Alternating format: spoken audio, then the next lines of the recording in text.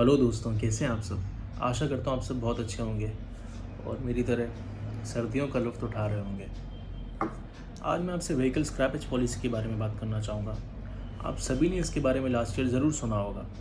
जैसा कि नाम में स्क्रैपेज है, इसमें पुरानी गाड़ियों को स्क्रैप कर दिया जाता है। अब ये पॉलिसी पूरी तरह तो इंडिया में लागू नहीं हुई है, बट जो भी इसके बारे में रूल आए हैं, जो भी इन्फॉर्मेशन अवेलेबल है, वो मैं आपको सिंपल वर्ड्स में बता देता हूँ, जिससे आपके मन में कोई भी कन्फ्यूजन नहीं रहे। इसके तहत जो गाड़ियाँ कमर्शियल हैं, जो 15 साल पुरानी हो चुकी हैं, उन्हें तो स्क्रैप कर दिया जाएगा। जो प्राइवेट व्हीकल्स हैं, जैसे मेरी और आपकी कार्स होती हैं, उन्हें 20 साल तक तो आप रख सकते हैं। उसके बाद रखने के लिए आपको फ़िटनेस सेंटर जाके फ़िटनेस टेस्ट कराना होगा, जो सरकार के द्वारा बनाए गए होंगे। अगर वह गाड़ी पास हो जाती है टेस्ट में, तो आप उसे चला सकते हैं, रख सकते हैं।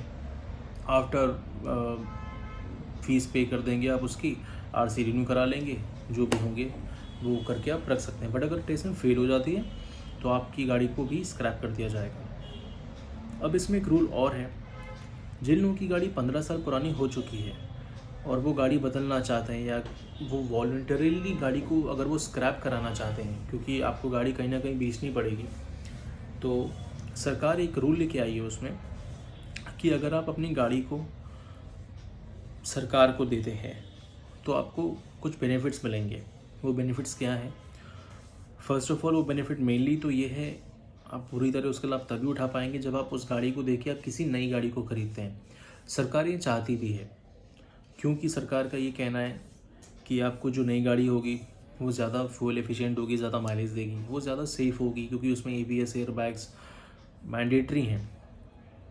वो पोल्यूशन कम करेगी, BS6 गाड़ियाँ होंगी। तो ये 3 तो कुछ फ़ायदे हो गए इसके मेन इम्पोर्टेंट। उसके अलावा सरकार को भी तो फ़ायदा होगा।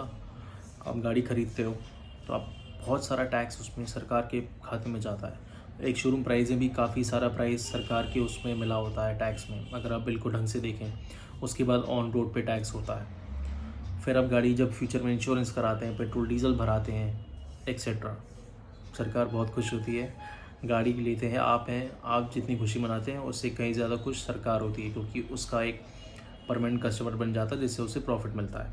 खैर, तो सरकार ने ये कहा है कि अगर आप 15 साल पुरानी गाड़ी को आप स्क्रैप में देते हैं, तो आप सरकार को दें। उससे जो आपको बेनिफिट्स मिलेंगे वो ये होंगे, जब भी आप उसे स्क्रैप कराएंगे तो आपको गाड़ी में नॉर्मली लगभग, आप मान के चलें, अगर एक एग्जांपल प्राइस में बोलूँ तो 40,000, 30,000, 50,000 एक स्क्रैप वैल्यू आपको मिलती थी।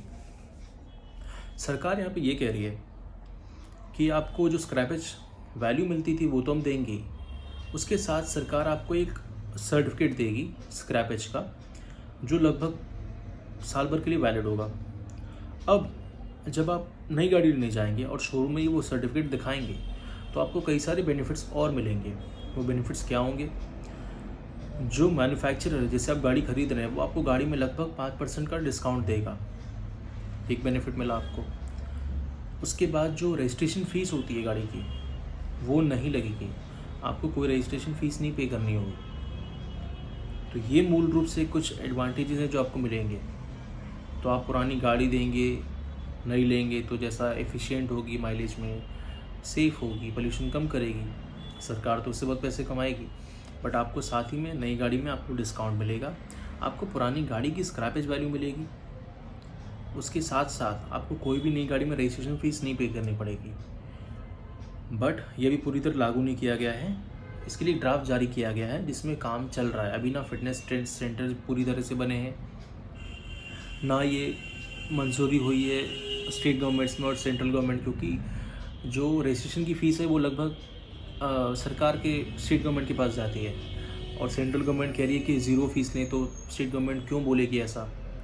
वो एग्री क्यों करेगी? अपनी इनकम का सोर्स वो क्यों बंद करेगी? वहीं मैन्युफैक्चरर जिससे ये कह रहे हैं कि आप 5% डिस्काउंट दो, तो मैन्युफैक्चरर बोलेगा कि ऑलरेडी इतना BS6 में हमें अपग्रेड करने में पैसे लग गए हैं, और जैसे कि आजकल प्रॉफिट मेकिंग कम हो गया मैन्युफैक्चरर्स का, तो सर्विस में ज़्यादा पैसे कमाते हैं बजाय सेल से, तो वो भी क्यों एग्री करेंगे कि हम 5% डिस्काउंट दें? तो इसमें बहुत सारे डिबेट्स हैं।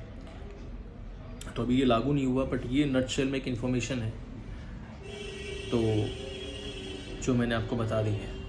उसके साथ साथ एक चीज़ और है यहाँ पे, जो फॉर एग्ज़ाम्पल यहाँ पे सरकार का कहना है कि आप 20 साल तक गाड़ी चला सकते हैं, बट अगर आप देखें दिल्ली एनसीआर में, वहाँ तो ये रूल है कि 10 साल पुरानी डीजल गाड़ी और 15 साल पुरानी पेट्रोल गाड़ी, उसके बाद आप नहीं चला सकते।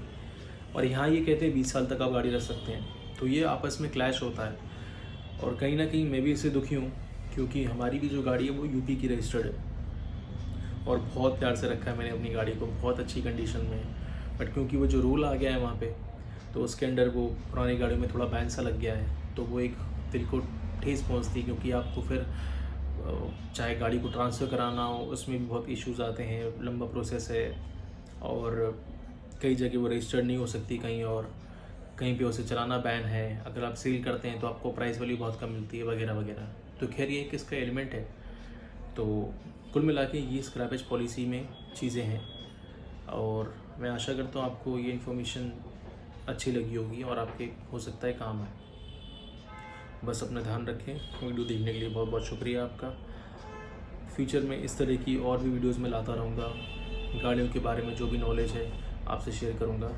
तो आप चैनल को सब्सक्राइब कर सकते हैं, लाइक शेयर कमेंट कर सकते हैं। आप मुझसे कुछ भी बात करना चाहें कमेंट में कर सकते हैं। उसके साथ ही इंस्टाग्राम पे मेरा एक चैनल है, तो अगर आपकी कोई क्वेश्चंस हैं, क्यूरीज हैं, तो आप मुझसे डायरेक्ट मैसेज में बात कर सकते हैं। उस चैनल का नाम है चतुर्वेदी अमन। Thank you.